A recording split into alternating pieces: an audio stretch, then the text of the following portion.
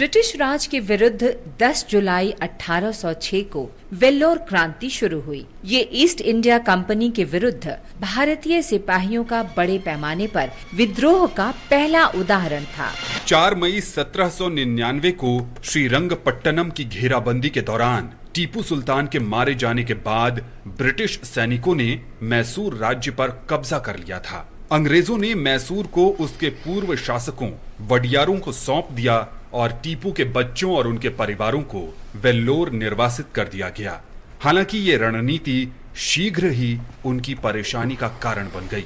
टीपू के बच्चों, उनके परिवारों और असंख्य नौकरों ने निर्वासन में मैसूर वासियों के समुदाय का गठन किया, जिसकी संख्या 3000 तक थी और वे वेल्लोर के आसपास के काफी क्षेत्र में फैल गए। श्रीरंगपट्टम में खूनी लड़ाई के 6 साल बाद 14 नवंबर 1805 को ब्रिटिश सैनिकों के कमांडर इन चीफ JF क्रेडॉक ने एक आदेश जारी किया, जिसमें नए सैन्य ड्रेस कोड का विवरण दिया गया था। आदेश के अनुसार सिपाहियों को वर्दी पहननी थी और दाढ़ी कटवानी थी। उन्हें चमड़े की पगड़ी पहनने के लिए मजबूर किया जाता था। यद्यपि ये आदेश एकरूपता स्थापित करने के लिए जारी किया गया था, लेकिन हिंदू सिपाहियों ने चमड़े की टोपी पहनने पर आपत्ति जताई। जब 21 सिपाहियों ने अप्रसन्नता व्यक्त की तो उन्हें शारीरिक दंड दिया गया और उन्हें मद्रास में फोर्ट सेंट जॉर्ज में सार्वजनिक रूप से उत्पीड़न का सामना करना पड़ा। 10 जुलाई 1806 की सुबह सिपाहियों ने वेल्लोर किले पर हमला किया। इसके बाद नरसंहार हुआ, जिसमें 100 से अधिक ब्रिटिश सैनिक मारे गए।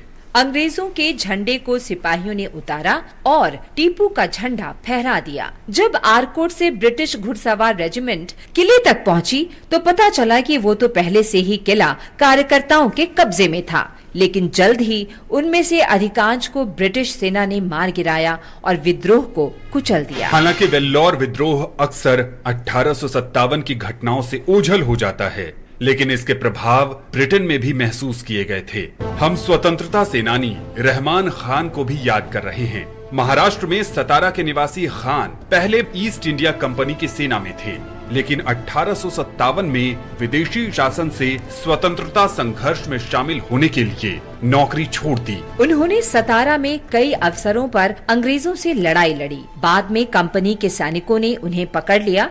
खान पर नौकरी छोड़ने और विद्रोह का मुकदमा चलाया गया। उन्हें लोहे की बेड़ियों में कड़ी मेहनत की सजा के साथ जीवन भर के लिए निर्वासित कर दिया गया। अंडमान द्वीप समूह में हिरासत में 10 जुलाई 1859 को रहमान खान की मृत्यु हो गई। शहीद रहमान को नमन।